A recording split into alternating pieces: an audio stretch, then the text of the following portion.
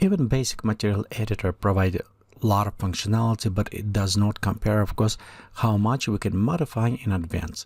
To switch, we'll just go in Advanced Material Editor.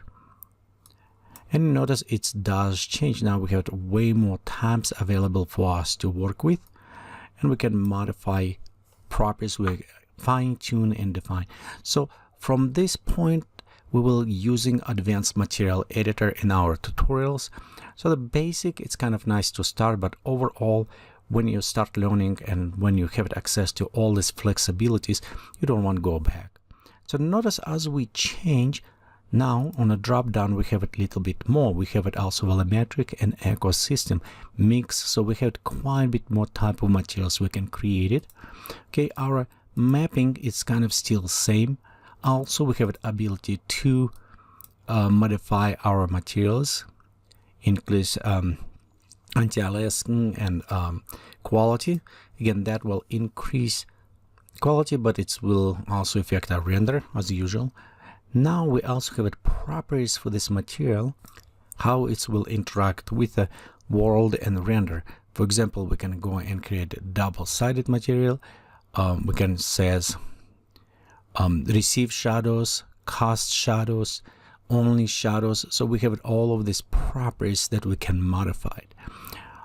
If we look also on material inside right here, we can modify. We can, beside that, what we set in options now in advance, we can modify. So we can set display as a cube preview, for terrain display as a terrain.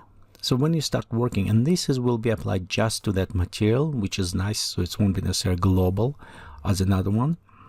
And let's go back to our sphere, and also background type dark light, so we can preview how this material will look, and object size. So currently it says 100 meters. We can modify, increase, or make it smaller. We also have the ability to zoom in. If we look on the middle, it's similar to what we have with the basic. So we can actually add additional layers, remove it.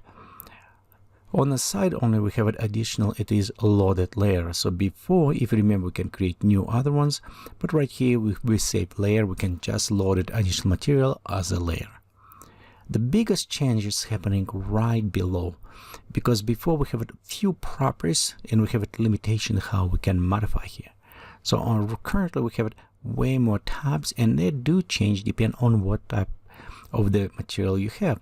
For example, if we're going to add new material layer, and let's switch this layer to ecosystem particles, you'll notice how this preview is changed because it is adjusted based on what type of the layer we're using materials.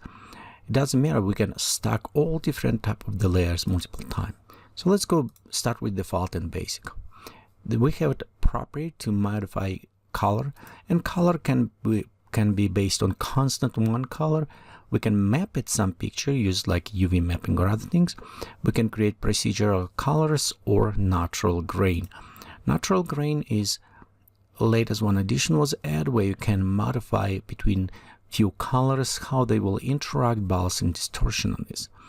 Let's go to reset this color. And next we have an alpha transparency. Notice right here it does not enable. We can add as a procedure. In this case we have our function, and we can modify. We can also take mapped pictures, apply alpha as a mapped picture, and work in this case. We also have a bump material, and the same bump material can be based on a picture if you already created, or based procedurals on a function that we can modify inside. So example, we can go preload just very fast, and now our bump map applied. You can see different based on the graphs we apply. Also we have additional normals, and it is to support some bump map. If they created more internally, the normals will allow us to work with a displacement or with another bump. So same thing, so we have mapped procedurals, and as I mentioned before, we have a displacement. And same with the displacement, we can apply all these different type effects.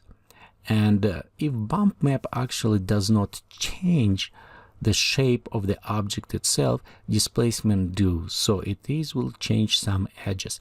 Easy to see if we apply bump map and we look on the edge, still be straight. If we go with the displacement and we apply displacement, it will affect edge of our element. So it will change this quite a bit. Okay, next we have it highlights. With applying highlights, we can create a different type of the fill materials, glossiness, another thing. We have a transparency, and a transparency nice for creating water, liquid, any other glass type effect. Same with the transparency, we can have multiple options. We can create mapped pictures, procedures, all are based on a constant, so very flexibility is there. Also notice right here, many of them have this symbol. This symbol on the left side indicated that this function can link to the this property can link to the function specifically, and we can modify by using function editor. So if we click on this, you'll notice is open function editor at this point. And right here we can also going and create quite a bit complex interactions between all of these different properties to create, in this case, different transparency. So the next, between transparency, we have it reflections. Again, we have a function of properties, and this reflection, we can same things, constant, mapped pictures, or procedural. So we have all these different properties. We have a translucency. It is subsurface scattering. Think about like a wax, kind of when lights come through. It's not necessarily transparent, and light absorbed by object and create this other glowing effect. So this is more like a wax type effect. Okay, and also we have additional effects on the light diffuse, luminosity, and other things.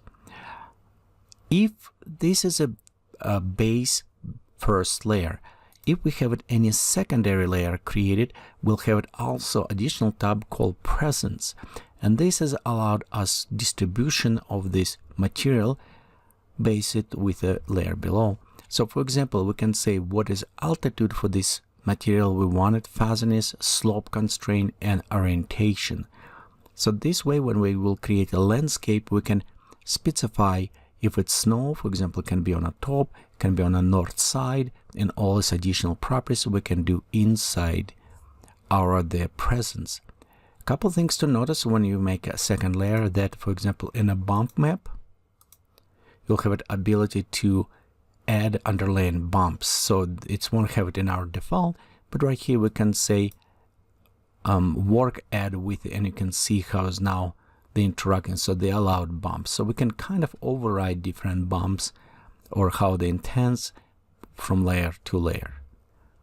Okay, let's look very fast on one more, and it is ecosystem, and mostly because it add a few different properties. One, right in this area, we can add a different ecosystems. For example, we can add rocks.